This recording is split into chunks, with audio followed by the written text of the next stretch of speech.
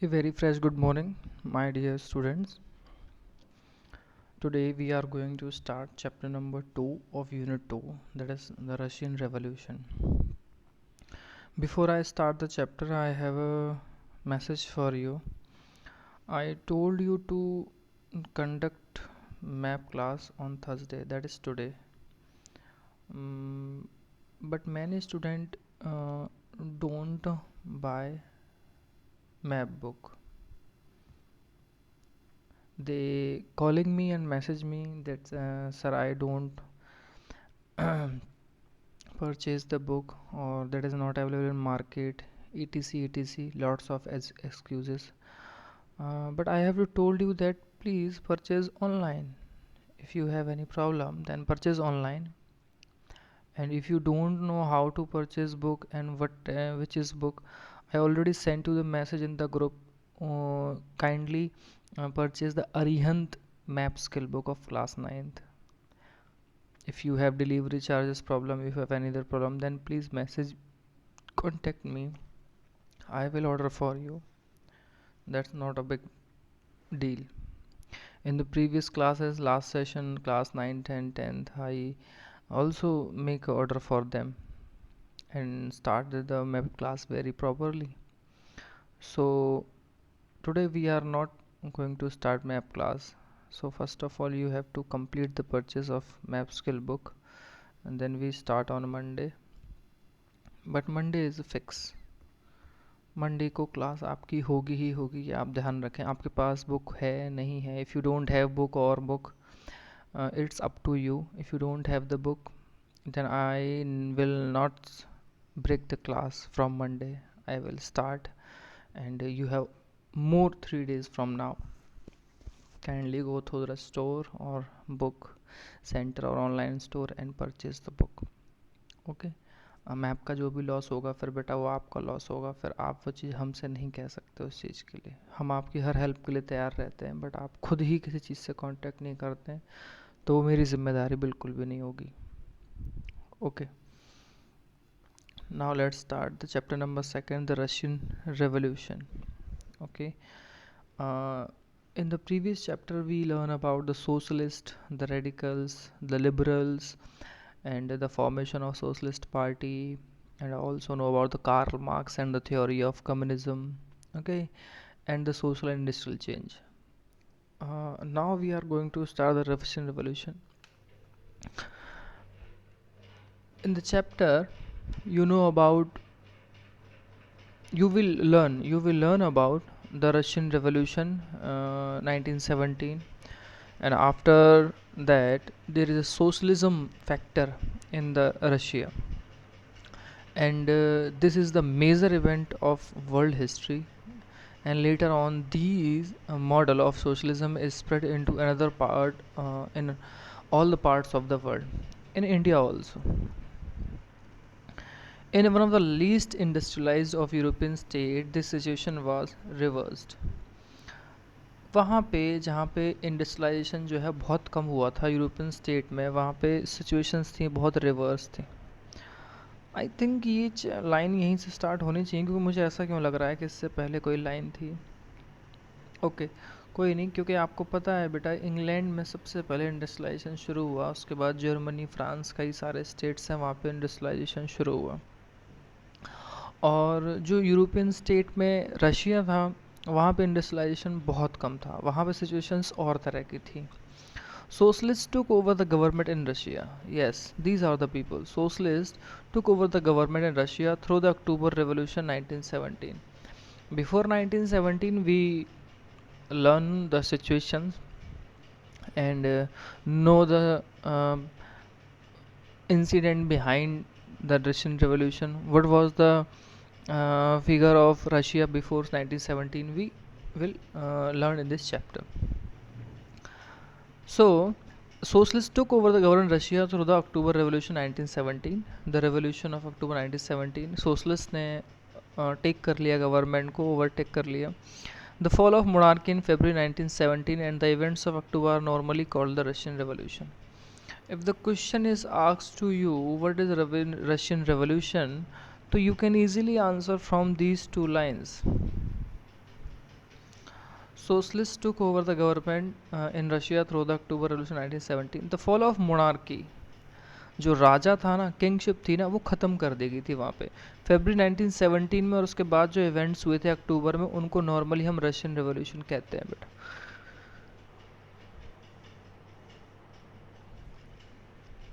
In France, there is also abolition of monarchy, and Russia, there is also abolition of monarchy.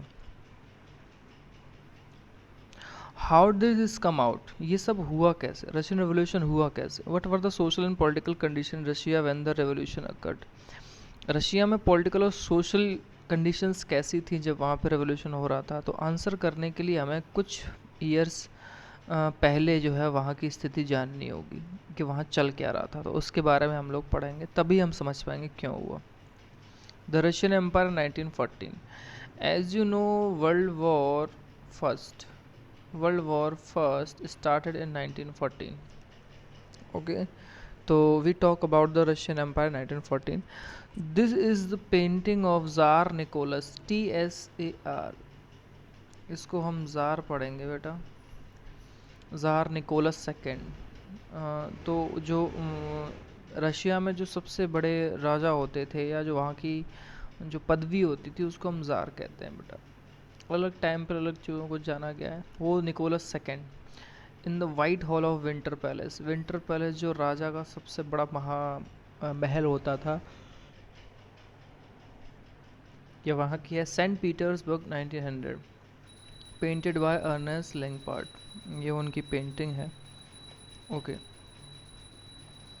In 1914 tsar Nicholas second rule Russia and its empire. Tsar Nicholas second ही rule कर रहे थे Russia को. Besides the territory around Moscow. अब आप जानते हैं Moscow capital था रशिया का. तो उसके एम्पायर के साथ साथ the Russian empire include current day Finland, Latvia, Lithuania, Estonia, parts of Poland, Ukraine and Belarus. अब आप सोच के देखिए, क्योंकि कंट्री नहीं था ना उस टाइम रशिया, एक एम्पायर था, कंट्री नहीं था. क्या था? एम्पायर. एम्पायर था, कंट्री नहीं था रशिया. तो प्रेजेंट डे की अगर बात करें, इतने अच्छे अच्छे कंट्री हैं, जैसे फिनलैंड है, Lithuania, Estonia, Poland, Ukraine, Belarus. Belarus के साथ तो आज भी कुछ प्रॉब्लम्स चल रही हैं रशिया की. तो ये सारे के सारे हिस्से थे 1914 के टाइम पे रूस के. It is stretch to the Pacific and comprise today's central Asian states as well Georgia, Armenia, Azerbaijan. अगर जैसे आप बात करें कि पैसिफिक से फैला हुआ था पूरा, अभी हम मैप में भी देखेंगे बेटा, ठीक है, इसलिए मैप क्लास ज़रूरी भी है चीज़ों के लिए. तो वो जो फैलाव था ना इसका स्ट्रेच, वो पैसिफिक ओशन से लेके आज के टाइम पे जो सेंट्रल एशियन स्टेट हैं, जॉर्जिया, आर्मेनिया, अजरबैजान. और आर्मेनिया अजरबैजान में तो इस टाइम बहुत भयंकर लड़ाई चल रही है. ऐसा लग रहा है कि अगर ये लड़ाई ख़त्म नहीं हुई तो कहीं कहीं बहुत सारे देश ना इसमें इन्वॉल्व हो जाएं. आर्मेनिया अजरबैजान, ठीक है. आर्मेनिया अजरबैजान के बीच एक जगह है, मैं नाम भूल रहा हूँ, नखारो. जगह का नाम थोड़ा सा अजीब है. ये ठीक वैसी लड़ाई है जैसे इंडिया पाकिस्तान के बीच जम्मू एंड कश्मीर को लेके, ऐसी आर्मेनिया अजरबैजान के बीच में जो आई थिंक जगह का नाम ऐसे ही है, नाखोरो कोसाबागू ऐसा कर कोई जगह है. तो उस चीज़ को लेकर लड़ाई है. अब उसमें रशिया, टर्की, पाकिस्तान और इस तरह कई सारे कंट्री जो हैं एक दूसरे का साथ दे रहे हैं. इसराइल भी आ गया, ईरान भी आ गया, और जॉर्जिया तो है ही है. जॉर्जिया ये सब पार्ट थे एक टाइम पे रशिया के. तो वहाँ तक फैला हुआ था. The majority religion were Russian Orthodox Christianity. अब जो सबसे मेनली वहाँ पे पॉपुलेशन सबसे ज़्यादा थी, मेजॉरिटी, वो रशियन ऑर्थोडॉक्स क्रिश्चियनिटी की थी. मतलब क्रिश्चियनिटी थी बट रशियन मतलब क्यों?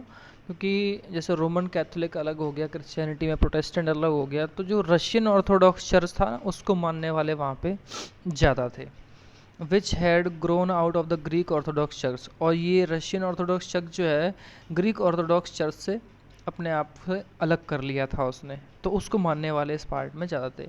But the empire also included Catholics, Protestant, Muslim and Buddhist. बट ऐसा नहीं है. इतने सारे कंट्रीज़ के नेम आपने देखे है ना, और यहाँ पे भी आपने देखा, तो आप ये भी कह सकते हैं कि कैथोलिक भी थे, प्रोटेस्टेंट भी थे, मुस्लिम्स भी थे, बुद्धिस्ट थे, सारे तरीके के लोग थे वहाँ पे. ठीक है, यस. जरा आप मैप को बड़ा थोड़ा ध्यान से देखें तो ये आपका रशियन स्टेट है बेटा, ठीक, ये रशियन स्टेट है। और ये ब्लैक सी है, तो ब्लैक सी के पास भी इसकी बाउंड्री है, ठीक है। और इधर जो इधर ये ऑस्ट्रिया हंगरी है, ये भी उस टाइम एम्पायर ही था बेटा, जर्मनी ने बहुत बड़े पार्ट पे कब्जा कर रखा था, ठीक है। और ये जो ऊपर आप देख रहे हैं ना, ये नॉर्थ सी की तरफ इधर ये समुद्री इलाका भी इसको टच करता था, किसको, रशिया को। आज जो लातविया एस्टोनिया वाले इलाके हैं वो यहाँ पे हैं, वो आज कंट्री अलग अलग हो गए हैं। तो कहने का मतलब रशियन एम्पायर इस तरह से बहुत ज़्यादा फैला हुआ था। यहाँ पे आप देख सकते हैं कि और भी चीज़ें दे रखी हैं, जिसमें से सेंट्रल पावर और एलीट पावर भी है, न्यूट्रल स्टेट भी हैं। फिर वो स्टेट हैं जिन्होंने बाद में सेंट्रल पावर को ज्वाइन किया, और वो स्टेट जिन्होंने बाद में दूसरी जो एक्सेस पावर है और उनको ज्वाइन किया। ये चीज़ें आपको हम बाद में समझाएंगे क्यों। ये चीज़ इसलिए है बेटा, जैसे मैंने आपको बताया था कि वर्ल्ड वॉर जब फर्स्ट हुआ था, तो वर्ल्ड वॉर फर्स्ट में मतलब पूरा यूरोप ही शामिल था। ऑटोमन एम्पायर ये टर्की का ही पार्ट था बेटा, आप थोड़ा ध्यान रखें इसको। तो डिवाइडेड थी ना कंट्री। एक थी सेंट्रल पावर, सेंट्रल पावर मतलब जर्मनी और ऑस्ट्रिया वगैरह ये सारे कंट्री थे, ठीक है। और एक थी एलाइट पावर, एलाइट पावर मतलब फ्रांस था, इंग्लैंड था और रशिया था और ये सर्बिया, ठीक। और ये स्टेट जो पोर्टुगल, इटली, ग्रीस, रोमानिया, ये सारे जो पार्ट हैं, ये वो हैं जिन्होंने बाद में जर्मनी और ऑस्ट्रिया हंगरी वाले हिस्से को अपनाया, ठीक। और जो पिंक कलर के हिस्से हैं जैसे ऑटोमन एम्पायर, बुल्गारिया, ये वो पार्ट कंट्री हैं या वो एम्पायर हैं जिन्होंने बाद में फ्रांस, इंग्लैंड और रशिया वाले जो एलाइड पावर है उनको ज्वाइन किया। मतलब पूरा का पूरा यूरोप ही एक तरह से वर्ल्ड वॉर फर्स्ट में इन्वॉल्व था। सिंपल सी बात ये है कहने की। कुछ स्टेट्स न्यूट्रल थे, जैसे कि स्पेन था, स्विट्ज़रलैंड था, हॉलैंड था, ये सारे न्यूट्रल थे। अल्बेनिया इन्होंने लड़ाई नहीं लड़ी, ना किसी की तरफ रहे। इसलिए मैप क्लास बेटा बहुत ज़रूरी है। ये मैप शो करता है ये रशियन एम्पायर को, यूरोपियन कंट्रीज़ को during first world war, Europe in 1914। ये देखिए, ये तस्वीरें हैं उस टाइम की, unemployment peasant in pre war Saint Petersburg. War से पहले सेंट पीटर्सबर्ग में इस तरह के हालात हैं, वहाँ पे बेरोज़गार किसानों के, खाने की जगह इस तरह की हैं, सरवाइव करते हैं जहाँ चैरिटेबल किचन होती हैं और पुअर हाउसेस में लोग रहते हैं। ऐसे हालात थे रशिया में लोगों के, ठीक। अब इकोनॉमी और सोसाइटी की बात करते हैं रशिया में। At the beginning of the 20th century मतलब 1900 AD से जो स्टार्टिंग होता है, the vast majority of Russia people were agriculturist. Most of the agriculture थे, जैसे इंडिया की हालत थी। About 85% of the Russian empire population earn their living from agriculture. 85% जो रशियन लोग थे वो खेती से ही अपने गुजारा चलाते थे, लिवलीहुड अर्न करते थे। This proportion was higher than most of European countries. अच्छा, बात करें कि एग्रीकल्चर से जुड़े हुए लोगों की या उन्हीं से लिवलीहुड चलाने वाले लोगों की, तो ये most of the European countries में यही हाल था, लेकिन यहाँ ज़्यादा था। कहाँ पे? रशिया में। For instance in France and Germany the proportion was between 40% and 50%। वहाँ 85 था रशिया में, लेकिन जर्मनी और फ्रांस की बात करें तो वहाँ 40 या 50% था। क्योंकि मैंने आपको पहले ही बताया था कि इंग्लैंड के बाद इंडस्ट्रियलाइजेशन सबसे ज़्यादा शुरू हुआ जर्मनी में और उसके बाद फ्रांस में, रशिया में लेटर ऑन आया।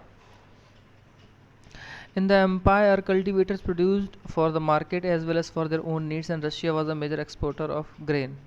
मतलब अनाज तो बहुत उगाते थे वो लोग, तो अपनी लिए भी उगाते थे, प्रोड्यूसर्स, कल्टीवेटर्स, और अपनी ज़रूरत के बाद और फिर उसको मार्केट के लिए भी वो लोग उगाते थे, बेचने के लिए। Industries were found in pockets. Pockets का मतलब है कि इंडस्ट्री वहाँ बहुत कम थी। प्रोमिनेंट इंडस्ट्रियल एरिया भी सेंट पीटर्सबर्ग और मॉस्को ही था, जो कि सबसे बड़े शहर आज भी हैं वहाँ पे। क्राफ्टमैन या जो छोटे मोटे लोग हैं वो भी इस तरह के प्रोडक्शंस में हाथ बटाते थे। But large factory existed along craft workshop. लेकिन बड़ी बड़ी फैक्ट्री के आसपास ही ये सारी वर्कशॉप होती थी, ठीक है। इकोनॉमिकल इंस्टीट्यूशन बता रहे हैं रशिया की, आपको सिर्फ ध्यान रखने की ज़रूरत है कि फार्मर बहुत से लोग हैं, फिर क्राफ्ट पर्सन है, इंडस्ट्री बहुत कम है, एक ही दो शहरों में। फिर कई सारी फैक्ट्रीज सेटअप हुई 1980 1890 से, जब रशियन रेवेन्यू नेटवर्क जो है बढ़ाया गया, एक्सटेंड किया गया। And foreign investment in industry increased, और फॉरेन इन्वेस्टमेंट को भी इंडस्ट्री में बढ़ावा मिला। किस में? रेलवे में। Coal production doubled and iron steel output quadruple. मतलब कोल प्रोडक्शन को डबल किया गया और आयरन और स्टील आउटपुट को भी बेटा 4 गुना बढ़ाया गया। तो 1900 तक आते आते some area factory worker and craft man were also equal in number. मतलब इतनी ज़्यादा coal industry, steel industry, air industry में लोग थे यहाँ पे कि फैक्ट्री वर्कर्स और क्राफ्ट मैन जो है ना वो भी जो है नंबर में इक्वल हो गए। इतनी संख्या हुई, आप सोच के देखिए, इतने ज़्यादा कामगार लोग वहाँ पे बढ़ने लगे, इस तरह के हालात आ गए। देखिए सोने की जगह है, ये वर्कर्स स्लीपिंग करते थे बंकर्स में, और ये रशिया रेवोल्यूशन से पहले की है। शिफ्ट में ही सोते थे और वो अपने साथ अपनी फैमिली को नहीं रख सकते थे। इस तरह के हालात थे रशिया में। आप खुद सोच सकते हैं कि सोशलिस्ट या सोशलिस्ट फैक्टर वहाँ क्यों बढ़ के आ गया, या एम्पायर के टाइम पे वहाँ क्या हो रहा था, रशियन एम्पायर के टाइम। ओके, लिखा है इंडस्ट्री प्राइवेट प्रॉपर्टी की तरह ही थी, इंडस्ट्रियलाइजेशन के हाथ में ही थी। इंडस्ट्रियलिस्ट जो थे बड़े बड़े, गवर्नमेंट ने सुपरवाइज़ किया फैक्ट्रीज़ को ताकि मिनिमम मजदूरी मिल सके, लिमिटेड आवर वर्क किया जाए। लेकिन जो फैक्ट्री इंस्पेक्टर थे वो इन चीज़ों को परवाह नहीं करते थे, इन रूल्स को वो लोग तोड़ते ही रहते थे। मतलब बहुत ज़्यादा घंटे काम करवाना, मजदूरी भी कम देना। इन craft unit small workshop the working day was sometimes 15 hours compare with 12 और 10 आवर्स इन फैक्ट्रीज। अब क्राफ्ट यूनिट की बात की है जहाँ और सामान बनते थे तो वहाँ पे 15-15 घंटे काम लिया जाता था, जबकि फैक्ट्री में सिर्फ 10 से 12 घंटे काम होता था। एकोमोडेशन जो थी, रूम से लेकर डोरमेटरीज, ये डोरमेटरी बोलते हैं बेटा इसको, डोरमेट्री, मतलब जहाँ पे एक साथ कई सारे लोग सोते हैं। रूम्स सिंगल सिंगल अलग होते हैं, डोरमेट्री में एक बेड के ऊपर कई सारे वो होते हैं, तो एक साथ कई पर्सन सो सकते हैं। टाइम बचाने वाला सिस्टम और उस तरह के सिस्टम से ही चीज़ें आई थी, अलग अलग इस तरह की चीज़ें थी। वर्कर्स भी डिवाइडेड थे सोशल ग्रुप्स में, कई लोग के स्ट्रॉन्ग लिंक थे विलेजेस से जहाँ से वो आए थे, अदर्स है सेटल इन सिटीज़ परमानेंटली, कई लोग शहरों में बस गए थे। Workers were divided by skill, जैसा जैसा जिसका काम था, जिसकी स्किल थी उसके अकॉर्डिंग वो बटे हुए थे। Metal worker saint period work में recalled metal worker consider themselves aristocrat among the other worker. ये ठीक ऐसे ही मान लीजिए आप, जैसे कोई छोटे मोटे काम करने वाले कई सारे लोग हैं और उनमें कोई थोड़ा सा अच्छा काम करने वाला है तो वो उन सब में अपने आप को बहुत सुपीरियर समझता है। जैसे किसी बिल्डिंग में झाड़ू लगाने वाले लोग हैं और चपरासी है, तो उन सब में साफ सफाई कर्मचारी और में चपरासी अपने आप को एज अ बहुत बड़ा नोबल पर्सन समझता है। ठीक वैसे ही वहाँ पे इस तरह के हालात थे। Okay, their occupation demanded more training and skill, और यही बातें होती थी कि उनके ऑक्यूपेशन बहुत सारी ट्रेनिंग और स्किल जो नॉलेज होता है उसको मांगता है। वुमेन भी थी, 30% फैक्ट्री में लेबर की तरह काम करती थी 1914 तक, और लेकिन उनको कम मिलता था मैन के जरिए, between half and 3/4 of man wages. कभी कभी जो मेंस को वेजेस मिल रही है उससे आधा, और कभी कभी तो 1/3। सोच के देखिए। Divisions among workers showed themself in dress and manners too, और ये सब चीज़ें ड्रेस के अकॉर्डिंग, मैनर्स के अकॉर्डिंग भी डिवाइड थी। Some workers formed association to help member in times of employment, कई सारे लोग जो हैं मिल के अपना एक एसोसिएशन बना लेते थे क्योंकि वो अनएम्प्लॉयमेंट के टाइम से गुजर रहे होते थे, फाइनेंशियल हार्डशिप के दौर से गुजर रहे होते थे। लेकिन ऐसे एसोसिएशन भी कम थे, लिखा हुआ है कम थे ऐसे, क्योंकि जागरूकता के नाम पे, अवेयरनेस के नाम पे वहाँ चीज़ें अभी उतनी फास्ट नहीं हो पाई थी जैसे इस टाइम इंडिया में। डिस्पाइट डिविजन्स, अलगाव की बात करें, अलग अलग डिफरेंस कैटेगरी की बात करें, वर्कर्स यूनाइट होते थे स्ट्राइक वर्क पे। जब उन्हें हड़ताल करती होती थी तो डिसएग्रीड हो जाते थे एम्प्लॉयर से, लेकिन जो डिसमिसल और वर्क कंडीशंस थी उससे वो कभी भी खुश नहीं रहते थे, क्योंकि वही वर्किंग आवर्स ज़्यादा और वेजेस कम। तो जो स्ट्राइक्स होती थी, हड़ताल होती थी, वो कई सारी टेक्सटाइल इंडस्ट्री में होती थी, इस टाइम पे बहुत हुई हैं, और मेटल इंडस्ट्री में 1900 के टाइम से होने लगी थी। सिचुएशंस देखिए आप, इंडस्ट्री कैसी है, एग्रीकल्चर कैसा है, रहने की जगह कैसी है, खाने का टाइम कैसा है, उनके हालात कैसे हैं, एसोसिएशंस बन रहे हैं, अनएम्प्लॉयमेंट की कंडीशन कैसी है, टेक्सटाइल इंडस्ट्री की बात हो रही है, मेटल इंडस्ट्री की बात हो रही है, मतलब हम एक पूरा। और हाँ, मज़दूरों में भी आपस में भी डिवाइडेड हैं कि हम थोड़ा सा ऊंचे हैं, अच्छे क्लास के हैं, और वो बाकी सब नीचे हैं। इस तरह की जो सोशल डिविजन्स थी मज़दूरों में वो हमें दिखाई देती है। गांव की बात करें, peasants cultivated most of the land, किसान ही ज़मीन कल्टीवेट करता था। But nobility the crown and the Orthodox own large property. लेकिन बात क्या थी, नोबिलिटी मतलब वही जो फ्रांस में था, अमीर लोग, क्राउन मतलब राजा, और ऑर्थोडॉक्स चर्च उनके पास सबसे ज़्यादा प्रॉपर्टी थी। जैसे वर्कर पीजेंट्स भी डिवाइडेड थे, दे वर ऑल्सो डीपली रिलीजियस, तो वो धार्मिक आधार पर भी एक दूसरे से बहुत ज़्यादा बटे हुए थे। But except in a few cases they had no respect for the nobility. हाँ, कई सारे केसेस में वो इन बड़े बड़े लोगों को रिस्पेक्ट नहीं देते थे। Nobles got their power and position through services to the tsar. बात ये थी कि वो बड़े बड़े अमीर लोग और वो सारे लोग पोजीशन ऑफ पावर लेते थे कि वो जार को किस तरह की सेवाएं दे रहे हैं, नॉट थ्रू लोकल पॉपुलरिटी। और ये चीज़ सच है कि जो लोकल लोग हैं, किसान हैं, मजदूर हैं, वो पॉपुलर, उनके बीच वो पॉपुलर नहीं होते थे क्योंकि वहाँ कोई सिस्टम नहीं था।